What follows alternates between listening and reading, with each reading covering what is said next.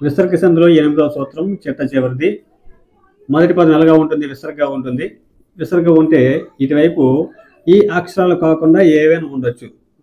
రెండవ పదం మొదట ఈ అక్షరాలు ఉండకూడదు అనమాట. ఇవి కాకుండా ఏవైనా ఉంటే అప్పుడు విసర్గ ఏమవుతుందంట? ఇర్రుగా మారుతుంది. ఇర్రు వస్తుంది. చూడండి ఒకసారి.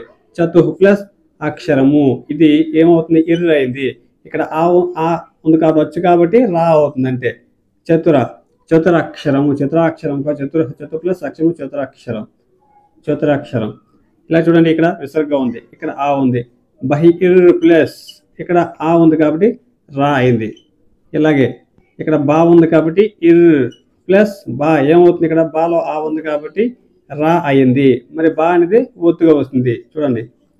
అలాగే పునః ప్లస్ దర్శనము, పునర్దర్శనము. మీకు అర్థమైంది అనుకుంటున్నాను. దయచేసి అర్థమవుతుంది కామెంట్ చేయండి, లైక్ చేయడం మాత్రం మర్చిపోకండి.